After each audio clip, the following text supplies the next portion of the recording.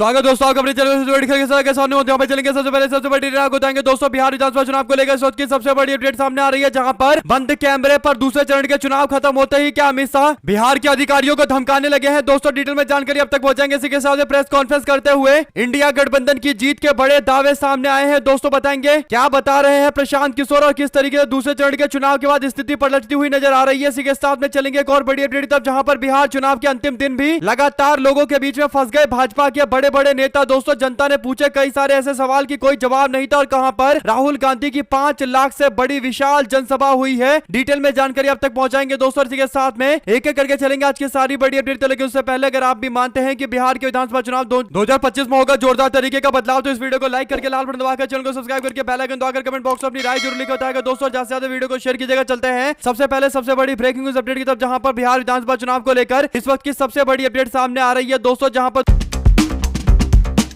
दूसरे चरण के प्रचार खत्म होते ही अब 1600 घंटे हेलीकॉप्टर के उड़ने के बाद 32 सीटों पर एक ही जाति के कैंडिडेट और 122 विधानसभा सीटों के जरिए जोरदार मुकाबला 11 तारीख को होगा। 11 नवंबर को 20 जिलों की 122 सीटों पर वोट डाले जाएंगे। दूसरे चरण के मतदान से पहले भारत नेपाल सीमा पर निगरानी बढ़ाई गई है। दोस्तों बॉर्डर पर 11 नवंबर तक रात तक बॉर्डर को सील करने का आदेश जारी किया गया है। इस दौरान सीमा पर लोगों के आने जाने पर भी रोक लगा दी गई है। पश्चिम चंपारण, पूर्वी चंपारण, शिवहर, सीतामढ़ी, मधुबनी, सुपौल, अररिया, किशनगंज, पूर्णिया, कटिहार, भागलपुर, बांका, जमुई, नवादा, गयाजी और जहानाबाद के साथ साथ अरवल और औरंगाबाद, रोहतास, कैमूर जिले की 122 सीटों पर 1302 उम्मीदवार मैदान में उतरे हुए हैं दोस्तों। और हेलीकॉप्टर का सबसे ज्यादा इस्तेमाल दूसरे चरण के चुनाव के दौरान किया गया। कुल मिलाकर 1,95,44,041 पुरुष वोटर है दोस्तों, जबकि 1,75 लाख के आसपास महिला वोटर है। दिव्यांग वोटर की बात करें तो तकरीबन 4 लाख के आसपास है और सर्विस वोटर 63,000 के आसपास में है। 3,70,00,000 मतदाता 11 तारीख को यानी कल वोट डालने के लिए घर से मैदान में निकलेंगे दोस्तों। और जब निकलेंगे तो क्या नतीजा सामने आएगा, इसे लेकर लगातार चर्चा चल रही है। ऐसे में तेजस्वी यादव ने एक सनसनीखेज दावा किया है। तेजस्वी कहते हैं कि हार के खौफ से गृह मंत्री अधिकारियों को यानी बीजेपी के नेता अमित शाह अधिकारियों को, बिहार के अधिकारियों को फोन मिलाकर फोन पर धमकियां दे रहे हैं। जहां ठहरते हैं उस होटल के सीसीटीवी को बंद कर दिया जाता है। रात में अधिकारियों को बुलाया जाता है, उनसे बात की जाती है, उनको धमकाया जाता है। 2 गुजराती येन केन प्रकारेण बिहार पर कब्जा करने की कोशिश कर रहे हैं। बिहार में इसकी वोट चोरी हरगिज नहीं होने देंगे, इनकी वोट चोरी नहीं होने देंगे। कुल मिलाकर दोस्तों अमित शाह पर गंभीर आरोप लग रहा है कि वो कैमरे पर अखबार लगाकर कैमरे बंद करवाकर रात तक अधिकारियों से बात करते हुए उनको धमकियां दे रहे हैं। बिहार विधानसभा चुनाव में पूरी तरीके से गुजरात की लॉबी चाहती है कि जैसे तैसे चुनाव को जीता जाए और इसीलिए डराने धमकाने का काम शुरू हो चुका है। इसके बाद पवन खेड़ा की ओर से एक बड़ा दावा किया गया दोस्तों। पवन खेड़ा ने कहा कि 100% सही बात है, डिप्टी सीएम विजय कुमार सिन्हा के आवास पर पैकिंग शुरू हो गई है। अन्य कई मंत्री भी अपने आवास पर विदा भोज खा रहे हैं और कर्मचारियों को नेक न्यौछावर दे रहे हैं। गजब की बात यह है कि बिहार के स्टेट पावर कॉर्पोरेशन लिमिटेड के दफ्तर आज रविवार को भी खुला हुआ है। प्रथम चरण के चुनाव के बाद तमाम विभागों में एक्स्ट्रा गिलोटिन मंगाए जा रहे हैं, जिससे दस्तावेज को नष्ट किया जाएगा। नीतीश अंतर्ध्यान हो गए हैं, यानी विपक्ष की सरकार बनने के संकेत के साथ ही अब सरकारी दफ्तरों में फाइलों को जलाने के पूरे इंतजाम कर लिए गए हैं। एक्स्ट्रा गिलोटिन मंगा ली गई है और 1-2 दिनों के अंदर सरकारी दफ्तरों से आग उठती हुई दिखाई देगी। दोस्तों सबको पता है कि चुनाव जब इस तरीके के होते हैं जहां परिवर्तन होता हुआ दिखाई देता है तो कहीं ना कहीं कोशिश की जाती है कि सरकारी दस्तावेज को जलाकर पूरे सबूत को नष्ट कर दिया जाए। जो भी जानकारी बिहार चुनाव से जुड़ी आती रहेगी, पल पल की सारी बड़ी अपडेट आप लोग तो लगातार पहुंचाते रहेंगे दोस्तों। चलते हैं एक और बड़ी खबर की तरफ, जहां पर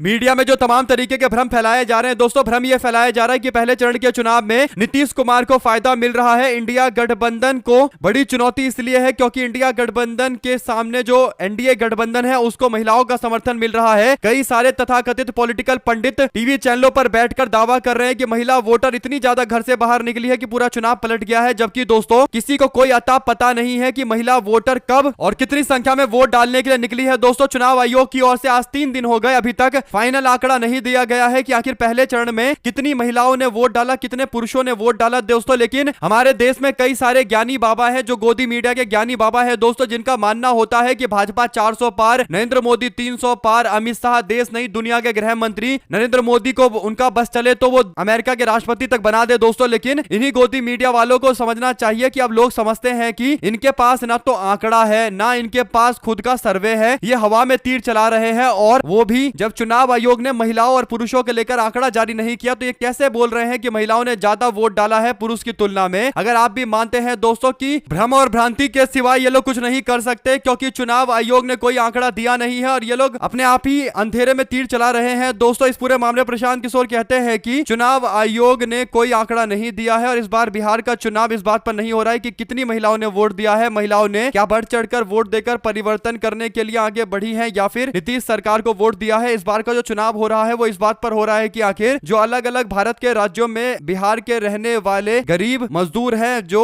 अपने अपने घर वापस लौटे थे त्योहार मनाने के लिए और कुछ दिनों के बाद चुनाव होने वाला था तो वो घर पर रुक गए और अब चुनाव में वोट डाल रहे हैं, वही लोग हैं जो इस बार अतिरिक्त आकर चुनाव में वोट डालकर चुनाव की दिशा तय कर रहे हैं और उन्होंने जो तय किया है वही बिहार के अंदर होगा। कुल मिलाकर प्रवासी मजदूरों की वापसी एक बड़ा फैक्टर है जो बिहार के अंदर चुनाव को प्रभावित कर रहा है। क्या आप इस बात से इत्तेफाक रखते हैं दोस्तों? प्रशांत किशोर के एनालिसिस से ये बातें सामने आती है, लिखकर जरूर बताएगा। चलते हैं एक और बड़ी अपडेट की तरफ, जहां पर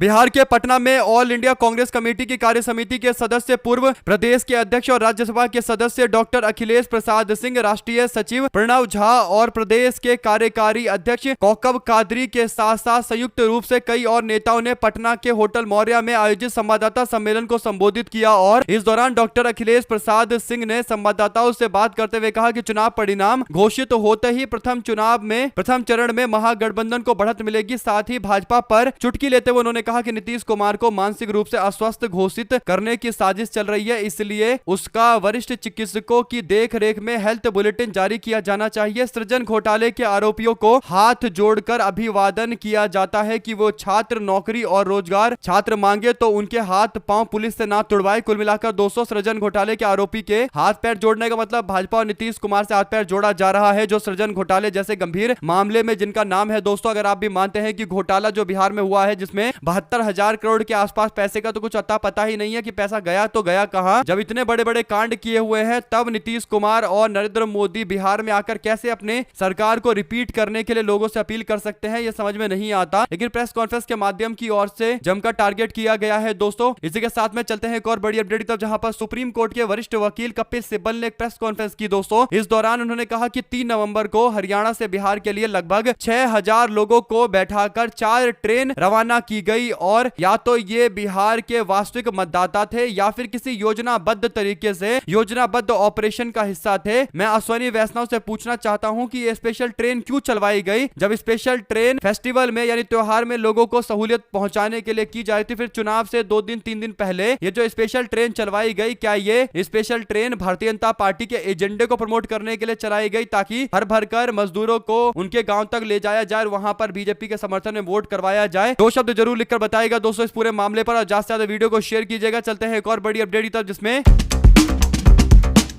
बिहार में विधानसभा चुनाव के दौरान क्षेत्र की जनता से वोट मांगने पहुंचे बीजेपी के विधायक की बीच सड़क पर जमकर फजीहत हुई है। दोस्तों विधायक और बीजेपी उम्मीदवार लोगों से वोट की अपील कर रहे थे, तभी युवक ने उन्हें घेर लिया और पूछा कि थाने में पासपोर्ट वेरिफिकेशन के नाम पर घूस लिया जाता है, हम आपको वोट क्यों दे, ये सवाल पूछा गया। दोस्तों दरअसल सोशल मीडिया पर एक वीडियो तेजी से वायरल हो रहा है जिसमें वीडियो की सत्यता की पुष्टि नहीं हो पाई है दोस्तों, लेकिन वायरल हो रहे वीडियो में देखा जा सकता है कि बिहार के पूर्वी चंपारण के अंतर्गत आने वाले चिरैया के मौजूदा विधायक और बीजेपी के उम्मीदवार लाल बाबू प्रसाद गुप्ता क्षेत्र की जनता के बीच में वोट की अपील करने के लिए पहुंचे थे। वे लोगों से वोट की अपील कर रहे थे दोस्तों, लेकिन इस दौरान एक युवक ने बीजेपी के उम्मीदवार लाल बाबू प्रसाद गुप्ता से पूछा कि विधायक जी, हमारा एक सवाल है, हम लोग पासपोर्ट इंक्वायरी के लिए जब थाने में जाते हैं तो वहां पर 1500 से लेकर 2000 रुपए की डिमांड की जाती है। आपके पास हमने फोन कराया तो आप भी कह रहे थे कि कुछ देकर करा लीजिए, तो हम घूस देकर काम कराएंगे, तो फिर आपको वोट देकर फायदा क्या है? अगर आपको वोट दिया था तो आप हमारा काम सही तरीके से करवाते, फ्री में करवाते तो मानते कि आपको वोट देकर हमने अच्छा किया था। जब वोट देकर भी हमको जाकर हर जगह चढ़ावा चढ़ाना है तो फिर आपको वोट दे क्यों? विधायक आपको बनाए क्यों आप विधायक बनकर हमारे सर पर नाचेंगे? तो इसका कोई जवाब नहीं था भाजपा उम्मीदवार के पास दोस्तों, और ये दूसरे चरण के रुझान है। अगर आप भी मानते हैं कि लोकल स्तर का ये चुनाव हो चुका है, नरेंद्र मोदी चाहे कितना भी कट्टा और छुरी की बातें कर ले, चुनाव अंततोगत्वा लोकल स्तर पर लड़ा जा रहा है। कहां पर कौन प्रत्याशी मजबूत है और किस प्रत्याशी के साथ में स्थानीय लोगों के अच्छे संबंध है, इसके आधार पर लोग वोट दे रहे हैं। और नरेंद्र मोदी जो बिहार के चुनाव को राष्ट्रीय स्तर का चुनाव बनाना चाह रहे थे वो हो नहीं पाया, तो अब एक तरीके से बीजेपी के लिए झटका है, जहां पर स्थानीय स्तर पर तो बीजेपी के लोगों को लेकर एक जबरदस्त गुस्सा है दोस्तों, और वो प्रकटीकरण उसका देखने को मिल रहा है। कमेंट बॉक्स में आप लोग अपनी राय जरूर लिखकर बताइएगा दोस्तों। चलते हैं एक और बड़ी अपडेट की तरफ, जहां पर बिहार में चुनाव प्रचार खत्म होते ही कांग्रेस पार्टी ने एक ऐसा सनसनीखेज दावा किया है जिससे सियासी गलियारों में तूफान खड़ा हो गया है दोस्तों। कांग्रेस ने मीडिया और पब्लिसिटी विभाग के चेयरमैन पवन खेड़ा से कहा कि सत्ता के गलियारे में हार का डर बैठ गया है। उन्होंने सीधे तौर पर यह कहा कि बिहार के एक उप मुख्यमंत्री ने अपना सामान पैक करना शुरू कर दिया है और वो अपना घर खाली करना चाहते हैं, क्योंकि उनको अपना रिजल्ट पता चल चुका है। अब फाइलें चोरी होने वाली है, सबूतें गायब हो रही है। ये जो आरोप है इस पर बीजेपी वालों को स्पष्टीकरण देना है दोस्तों। इसी के साथ में झारखंड के घाटशिला विधानसभा उपचुनाव के लिए बीते दिन शाम को प्रचार थम चुका है। उपचुनाव के लिए कल वोट डाले जाएंगे और उपचुनाव के प्रचार खत्म होने के बाद झारखंड मुक्ति मोर्चा के प्रत्याशी सोमेश सोरेन के लिए पार्टी के सुप्रीमो और मुख्यमंत्री हेमंत सोरेन ने रोड शो किया। वहीं पर झारखंड मुक्ति मोर्चा के स्टार प्रचारकों की लिस्ट में सबसे आगे जिनका नाम रहता है कल्पना सोरेन का, उन्होंने भी यह सुनिश्चित किया कि ज्यादा से ज्यादा लोगों तक पहुंचा जाए और घाटशिला के इस चुनाव में बेहतरीन चुनाव जीतकर कहीं ना कहीं भारतीय जनता पार्टी के नेता बाबूलाल सोरेन और उनके परिवार के लोगों की राजनीति को समाप्त किया जाए। कई नेताओं ने अपना दम लगाया। चुनाव प्रचार के अंतिम दिन पत्रकारों से बातचीत करते हुए बीजेपी के प्रत्याशी बाबूलाल सोरेन के पिता और पूर्व मुख्यमंत्री चंपई सोरेन भावुक हो गए। उन्होंने झारखंड के आंदोलनकारी परिवार को बैल कहना बेहद अपमानजनक है। उन्होंने कहा कि ये टिप्पणी झारखंड मुक्ति मोर्चा सरकार की आदिवासी विरोधी मानसिकता को उजागर करता है। उन्होंने सवाल उठाया कि सरकार बताए कि उसने अब तक आदिवासी किसानों मजदूरों के हित में क्या ठोस कदम उठाए हैं। कुल मिलाकर दोस्तों बीजेपी को लगता है कि वो हेमंत सोरेन के करीबी रहे और अभी बीजेपी के साथ मौजूद बाबूलाल सोरेन के पिता चंपई सोरेन के आधार पर आदिवासी समाज के लोगों को अपने साथ में जोड़ लेंगे। लेकिन बीजेपी के साथ दिक्कत यह है कि भाजपा आदिवासी विरोधी मानी जाती है दोस्तों। इसके पीछे कई बड़े कारण है। सबसे पहले तो आदिवासी को बीजेपी वाले वनवासी बोलते हैं दोस्तों, यानी उनके अधिकारों को कम करने की कोशिश की जाती है। वनवासी बोलकर उनको पिछड़ा दिखाने की कोशिश की जाती है। इसी बात से आदिवासी भी काफी नाराज रहते हैं। राहुल गांधी ने जैसे बताया कि हमारे देश में आदिवासी लोगों का मतलब यह होता है जो देश में सबसे पुराने लोग हैं, लेकिन कुछ लोग आदिवासी शब्द का इस्तेमाल नहीं करते और वनवासी शब्द का इस्तेमाल करते हैं और उनको देश का प्रथम नागरिक मानने से मना करने की कोशिश करते हैं। तो इससे पता चलता है कि इन लोगों की मानसिकता क्या है। ये आदिवासी समाज के लोगों के लिए जल जंगल जमीन की जो सबसे मुख्य अवधारणा है उसको कहीं ना कहीं कमजोर तरीके से रखते हैं। दो शब्द जरूर लिखकर बताएगा इस पूरे मामले पर। चलते हैं एक और बड़ी अपडेट की तरफ, जहां पर राहुल गांधी ने सीमांचल के अंदर एक रैली की दोस्तों। इस रैली की जो तस्वीरें हैं वो बता रही है कि राहुल गांधी का असर सीमांचल क्षेत्र के अंदर बड़े स्तर पर हुआ है दोस्तों। तकरीबन 5 लाख लोगों की भीड़ देखने को मिली और गाड़ियां पूरी तरीके से कई किलोमीटर तक जाम ही जाम नजर आई दोस्तों। लोग ही लोग और गाड़ियां ही गाड़ियां भरी हुई नजर आ रही थी। इससे साफ हो गया है कि 5 लाख लोगों की यह रैली पूरे सीमांचल क्षेत्र के समीकरण को पलटने के लिए बहुत ज्यादा है। और स्थिति इस बार सीमांचल क्षेत्र में ऐसी बन रही है दोस्तों कि सब महागठबंधन की सरकार बनाने के लिए एकजुटता के साथ में लग गए हैं और इस बार सीमांचल का वोट डिवाइड नहीं होगा, बटेगा नहीं, ऐसे संकेत तो मिल रहे हैं। अब देखते हैं आगे क्या कुछ होता है दोस्तों। असदुद्दीन ओवैसी की पार्टी फिर से मुकाबले में उतरी हुई है, क्या उनका असर इस बार होगा? ये एक ऐसा बड़ा मामला है दोस्तों जिस पर चर्चाएं चल रही है। और क्या प्रशांत किशोर कुछ मुस्लिम उम्मीदवार जिनको उन्होंने मैदान में उतारा है, क्या उनके यानी प्रशांत किशोर के नाम पर मुस्लिम उम्मीदवार भी कुछ वोट इकट्ठा कर पाएंगे और इंडिया गठबंधन को कमजोर करेंगे? ये सब बातें दोस्तों चुनाव के बाद ही पता चलेगी। लेकिन आज की स्थिति में कह सकते हैं कि राहुल गांधी की रैली के बाद सीमांचल क्षेत्र में कम से कम मुस्लिम समाज के लोगों ने अपनी ताकत का परिचय किया है और बताया है कि कांग्रेस पार्टी के साथ वो बहुत मजबूती के साथ खड़े हैं। और सीमांचल क्षेत्र की अगर 24 सीटों में से 20 प्लस सीटें इंडिया गठबंधन के खाते में आती है दोस्तों, तो बिहार में सरकार बनाने से कोई ताकत नहीं रोक सकती। ये बात सबको पता है। सीमांचल इस बार बटेगा या फिर इस बार मुख्यमंत्री तेजस्वी यादव को बनाकर रहेगा, ये एक देखने वाली बात है। आप क्या समझ रहे हैं पूरे मामले पर लिखकर जरूर बताएगा। साथ साथ दोस्तों आरएसएस के सरसंघचालक मोहन भागवत की ओर से फिर एक ऐसा बयान दिया गया है दोस्तों जिससे नया विवाद उपजा है। राष्ट्रीय स्वयंसेवक संघ के प्रमुख मोहन भागवत का कहना है कि संघ किसी भी राजनीतिक दल का समर्थन नहीं करता है। यानी सोचिए दोस्तों कि सफेद तौर पर ये बोल रहे हैं कि वो किसी पार्टी का सपोर्ट नहीं करते। और ये बात सुनकर अगर किसी को हंसी नहीं आए तो ये तो अजीबोगरीब बात होगी। क्या आपको लगता है कि आरएसएस किसी को सपोर्ट नहीं करता, किसी पार्टी का समर्थन नहीं करता? आगे कहते हैं कि संघ केवल नीतियों का समर्थन करता है, ना कि पार्टियों का। उन्होंने कहा कि संघ की सोच समावेशी है, यानी सबको साथ में लेकर चलने वाली है। यही हमारी कार्यशैली है। सोचिए क्या विडंबना है दोस्तों। आरएसएस के लोग अपने आप को उनकी विचारधारा को समावेशी बता रहे हैं। ये पूछे जाने पर कि क्या मुस्लिमों को आरएसएस में शामिल होने की अनुमति है, मोहन भागवत ने कहा कि संघ में जाति, धर्म या पंथ के आधार पर कोई रोक टोक नहीं है। संघ में किसी ब्राह्मण को अलग से मान्यता नहीं है, किसी अन्य जाति को भी अलग से मान्यता नहीं है, कोई मुस्लिम अनुमति के आधार पर नहीं है, ना ही कोई ईसाई संघ में अलग से पहचान के साथ स्वीकार किया जाता है, केवल हिंदू के रूप में स्वीकार किया जाता है। यानी जब मुस्लिम समाज के लोगों की पहचान भी हिंदू के तौर पर होती है, ईसाई समाज के लोगों की पहचान भी हिंदू के तौर पर आरएसएस वाले करते हैं, तो ये कैसे समावेशी है? ये तो बेसिक यानी मूलभूत सिद्धांत के खिलाफ है दोस्तों। समावेशी तो उसको बोला जाता है जहां पर लोग अपनी अलग अलग पहचान के साथ में एकजुटता के साथ रह सके। जब सबको पहचान में केवल हिंदू बताकर उन्हें साथ में रखने की बातें आरएसएस के लोग कर रहे हैं, तो ये कैसे समावेशी है? ये तो एकदम विडंबना वाली बातें हैं। दो शब्द जरूर लिखकर बताएगा दोस्तों। चलते हैं एक और बड़ी अपडेट की तरफ, जहां पर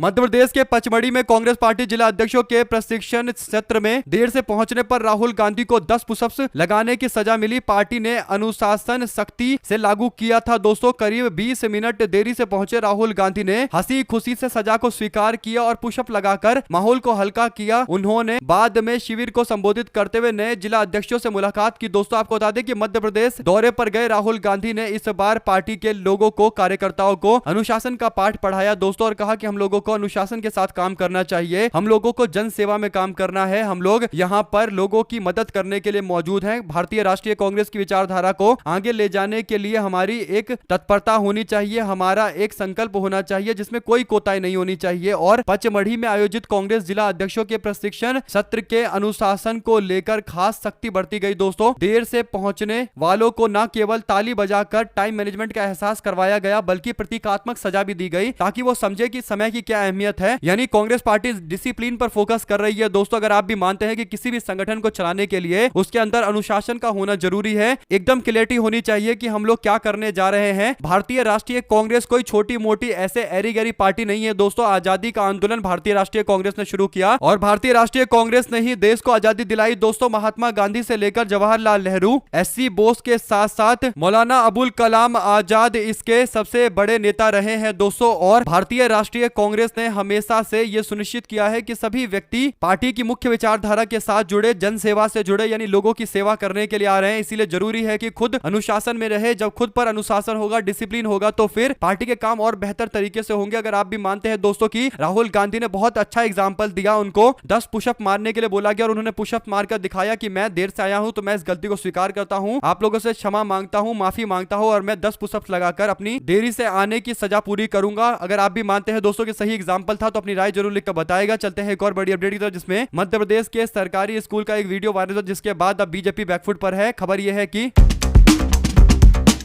मध्य प्रदेश के सरकारी स्कूल में स्टील की प्लेट से अब बच्चों को खाना देना शुरू कर दिया गया है दोस्तों, क्योंकि अखबार के ऊपर रखकर बच्चों को मिड डे मील दिया जाता था। सोशल मीडिया पर वीडियो वायरल होने के बाद स्थिति को सुधारा गया दोस्तों, और अब स्थानीय बीजेपी के लोग जाकर मामले को संभालने की कोशिश करते हुए तस्वीरें खिंचाकर डाल रहे हैं और कह रहे हैं कि स्टील का प्लेट बच्चों को दिया गया है खाना खाने के लिए। लेकिन सवाल यह खड़ा होता है कि जहां पर वीडियो वायरल नहीं हुआ वहां पर भी तो लोगों के साथ में, बच्चों के साथ में ऐसा दुर्व्यवहार किया जा रहा होगा, जब पूरा का पूरा सिस्टम ही खराब है। 20 साल 25 साल से भाजपा की मध्य प्रदेश में सरकार है और पूरा सिस्टम कोलैप्स हो गया है। तो अब ये तो बातें एकदम सबके सामने धीरे धीरे करके एक्सपोज होनी है दोस्तों। अगर आप भी मानते हैं कि इसी बहाने अगर प्रदेश के सारे स्कूल का ऑडिट किया जाए, पता लगाया जाए कि कहां पर बच्चों के लिए असुविधाएं हैं, उनको दूर किया जाए, तो माना जाएगा कि वायरल वीडियो के कारण बच्चों को कुछ फायदा मिला है। वरना तो अभी बीजेपी के लोग जा रहे हैं, फोटो खिंचवा रहे हैं और स्टील की प्लेट दिखाकर मामले को शांत करने की कोशिश कर रहे हैं। अगर आप भी मानते हैं कि ये केवल खाना पूर्ति कर रहे हैं और इनको बच्चों से ज्यादा लेना देना है नहीं, युवाओं से कुछ लेना देना है नहीं, 2 दिनों के बाद फिर से वही पुरानी स्थिति आ जाएगी, तो लिखकर जरूर बताएगा। चलते हैं एक और बड़ी अपडेट की तरफ दोस्तों, जिसमें आम आदमी पार्टी ने आखिरकार दिल्ली के उपचुनाव को लेकर, दिल्ली एमसीडी के उपचुनाव को लेकर अपने उम्मीदवारों का ऐलान कर दिया है। दक्षिणपुरी से राम स्वरूप कनौजिया चुनाव लड़ेंगे आम आदमी पार्टी के टिकट पर। संगम विहार ए से अनुज शर्मा चुनाव लड़ेंगे। ग्रेटर कैलाश से इश्ना गुप्ता को चुनाव लड़वाया जाएगा। विनोद नगर से गीता रावत चुनाव लड़ेंगी और शालीमार बाग बी से बबीता अहलावत चुनाव लड़ेंगी दोस्तों। अशोक नगर से सीमा विकास गोयल और चांदनी चौक से हर्ष शर्मा के साथ साथ चांदनी महल से मुदासिर उस्मान कुरैशी को लड़वाया जा रहा है। द्वारका बी से राजबाला शहरावत चुनाव लड़ेंगी और मुंडका से अनिल लाकड़ा को चुनाव लड़वाया जा रहा है। नरैना से राजन अरोड़ा चुनाव लड़ेंगे और दिचोन कला से नीतू चौहान को चुनाव लड़ाने का ऐलान किया गया है। इस पूरे मामले पर क्या स्पष्टीकरण देना चाहते हैं दोस्तों, लिखकर जरूर बताएगा। चलते हैं एक और बड़ी अपडेट की तरफ, जहां पर